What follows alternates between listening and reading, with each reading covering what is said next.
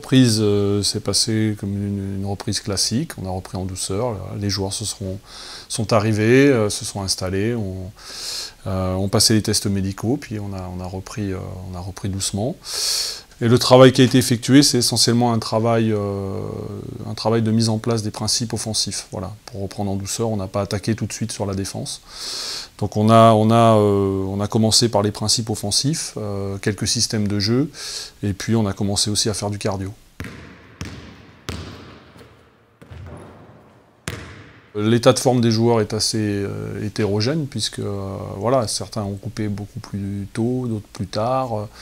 Certains ont fait des camps pour, par exemple, NBA, Summer League à Las Vegas pour certains joueurs, comme Oriaki. D'autres n'ont pas fait ce genre de travail-là. Donc voilà, on arrive à avoir des états de forme un peu variés. Il n'y a pas forcément d'exercice particulier pour les postes actuellement parce qu'on est dans un travail global de mise en place de principes de jeu, donc ça se fait à 5 contre 5, 5 contre 0, 4 contre 0, voilà, donc on n'a pas encore vraiment commencé le travail par poste.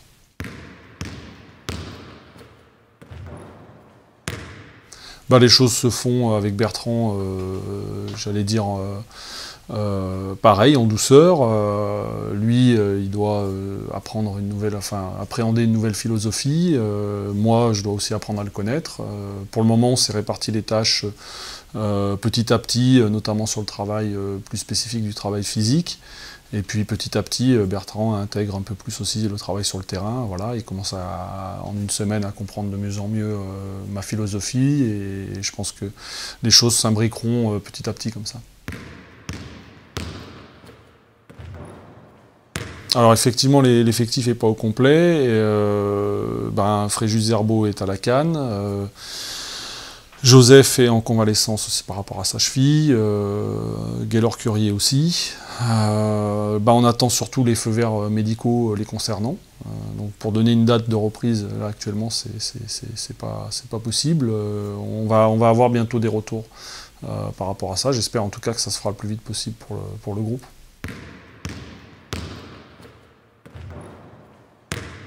Concernant l'arrivée des jeunes, ouais, j'espère qu'ils auront un rôle, peut-être pas tous, mais certains en tout cas, et ceux qui auront le plus envie de montrer des choses sur le terrain, d'apprendre et de s'investir pleinement.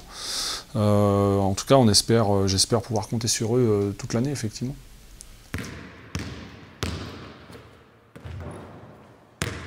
Alors concernant Torian Green et J.R. Reynolds, Torian, lui, c'est un vrai meneur de jeu. Qui aime bien passer la balle, qui est vraiment depuis le début de la reprise là, très à l'écoute, très appliqué. Et voilà, je crois que ses qualités principales, c'est de gérer le tempo d'une équipe et de faire des passes. Voilà, je pense. Après, il est aussi capable de marquer des points. Je pense qu'il a un shoot correct à 3 points. Donc j'espère qu'il nous apportera aussi dans ce domaine-là. Concernant JR, c'est un 1-2. On connaît ses qualités puisque c'est un joueur qui évolue dans le championnat de France depuis quelques années. Hein. Il est passé par Villeurbanne, Orléans, Gravelines. C'est un joueur qui a des qualités d'adresse. Voilà, c'est un joueur polyvalent sur le poste 1 et sur le poste 2, donc ça c'est intéressant. Et puis c'est un joueur qui a une bonne culture basket, donc ça aussi, je pense que ça va être un plus pour nous.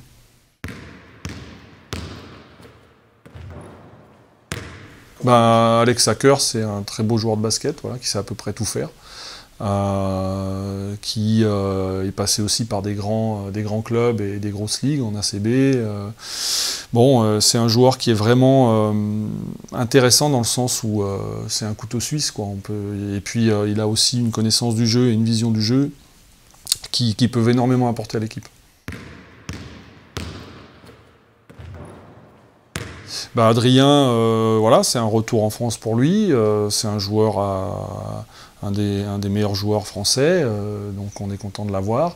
C'est un joueur qui a des qualités d'adresse sur le poste 4, et puis qui met de la vie aussi dans le groupe, là, actuellement, c'est bien. Il est vocal, il parle, et il a une grosse envie de faire des choses dans le championnat de France cette année, donc je pense que, en tout cas, on pourra s'appuyer dessus.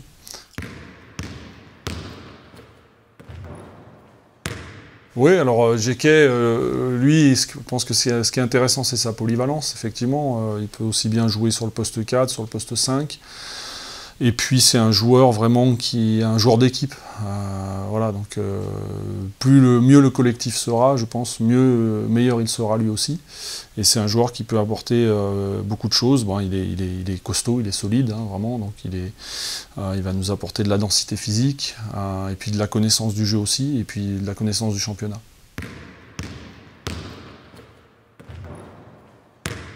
Alex Soriaki, voilà, il sort de NCAA, donc il y a cette petite inconnue par rapport à son adaptation. Maintenant, je pense que c'est un joueur qui a d'énormes qualités, qui a déjà un physique très imposant.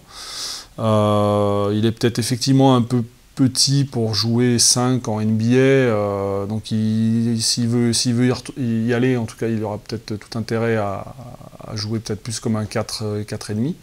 Nous, on va lui demander d'être un 5 ici, mais il a déjà montré des choses intéressantes, notamment un petit shoot à 4-5 mètres. Voilà. Il essaie, en tout cas, c'est un joueur qui est volontaire, qui a je dirais pas de difficulté, mais qui doit appréhender un tout autre système là actuellement, parce que pendant les 4 années qu'il a passées en NCAA, ça joue vraiment différemment, même les règles ne sont pas exactement les mêmes. Et là, il apprend quelque chose de nouveau pour lui, mais ce qui est intéressant, c'est qu'il est volontaire, il a envie d'apprendre. Il a envie de s'intégrer dans le collectif et il a envie de faire ce qu'il sait faire, c'est-à-dire défendre, prendre des rebonds déjà avant tout. Et puis j'espère qu'on pourra aussi compter sur lui un petit peu sur le scoring quand même. Donc je pense qu'il est capable de le faire aussi. Il faut qu'il s'adapte. Voilà, actuellement, il a un petit peu de difficulté sur les timings, les choses comme ça, mais parce que c'est des choses qui sont nouvelles pour lui. Donc ça viendra petit à petit. Et Nobel, c'est un joueur qui est un vrai poste 3, qui peut aussi peut-être rendre des services sur le poste 4 de temps en temps. Voilà, il a des qualités athlétiques indéniables, il comprend aussi le jeu. À lui de s'intégrer aussi au mieux dans le collectif, à nous d'essayer de l'utiliser le mieux possible aussi. Je pense que ses qualités défensives aussi doivent apporter à l'équipe. On essaiera de s'appuyer dessus. Et puis, oui, en tout cas, j'espère que ça va s'installer cette année. La saison qu'il a fait l'année dernière s'installera aussi cette année encore un peu plus dans les joueurs JFL performants. Donc, par rapport aux 2 premiers matchs amicaux, Poitiers et Boulazac, on attend avant tout de voir les choses qu'on a mis en place pendant les 2 premières semaines de reprise. Voilà, c'est le plus important. Alors, on sera en retard par rapport à ces équipes-là qui ont une semaine de plus que nous de mise en place dans leur reprise. Bon, voilà, ce que j'attends, c'est avant tout de voir ce qu'on a mis en place, aussi bien offensivement que défensivement. Il y a des choses qu'on n'aura pas encore eu le temps de mettre en place, donc ça, par rapport à ça, il n'y aura pas d'attente, et puis j'attends aussi qu'il y ait un état d'esprit de conquérant, voilà, qu'on puisse rentrer dans ces matchs-là de manière conquérante et avec toute l'envie qu'on doit avoir tout au long de l'année, voilà, que ça donne un espèce d'étalonnage par rapport à la suite.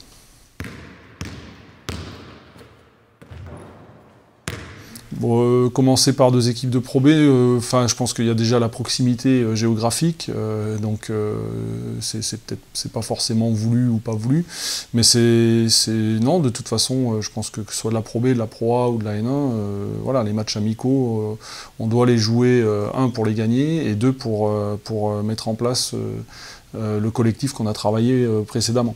Donc peu importe le niveau des équipes adverses, et de toute façon c'est 2 équipes de Pro B de haut de tableau qui seront dans le haut de tableau de Pro B, donc voilà, il y aura une opposition qui sera intéressante.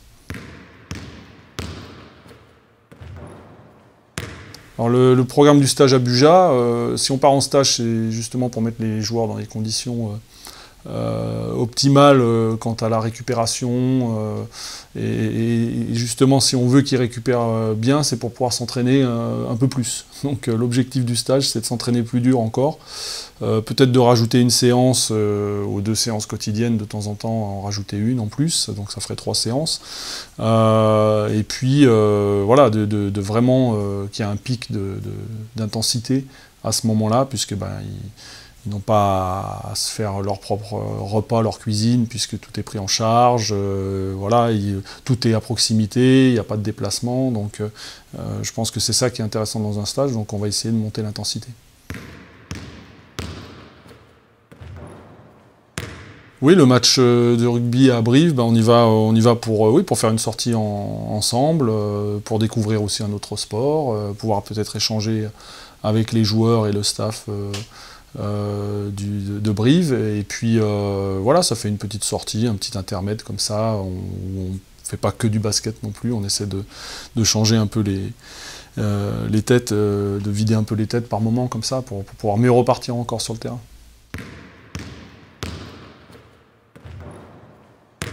Alors, par rapport aux autres formations du championnat, bon, on regarde d'un œil, quoi. Mais actuellement, on est avec Bertrand tellement focalisé sur notre équipe à nous on n'a pas le temps de trop regarder non plus. Donc, je sais à peu près quand même les effectifs et des équipes. J'ai suivi les recrutements, mais on va dire de loin, quoi.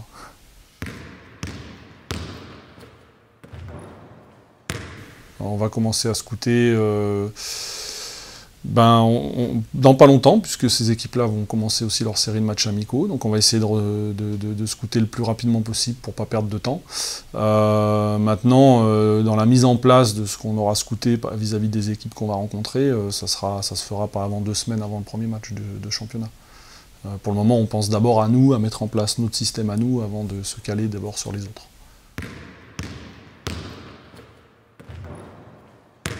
Alors le choix n'est pas encore fait, et en ce qui concerne le Capitanat,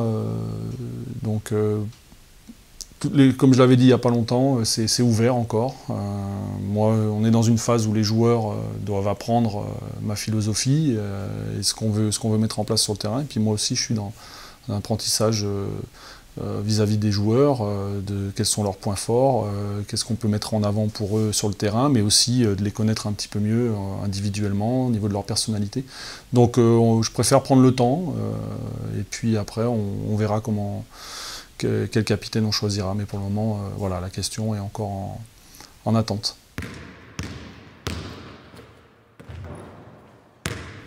Par rapport au premier entraînement qu'on a ouvert au public, on s'attendait à avoir du monde, mais peut-être pas autant.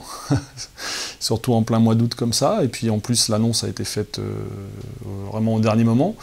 Ça fait plaisir. Ça a permis à nos joueurs de découvrir leur public et de voir quel engouement il peut y avoir ici à Limoges.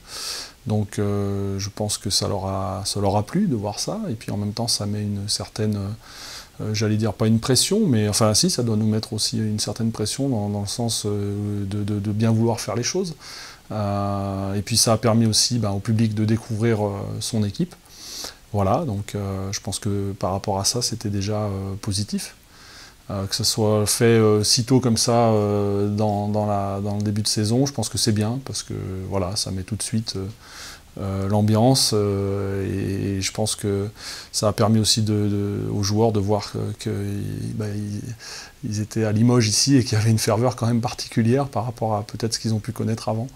Et je pense que en tout cas c'était positif. Ouais.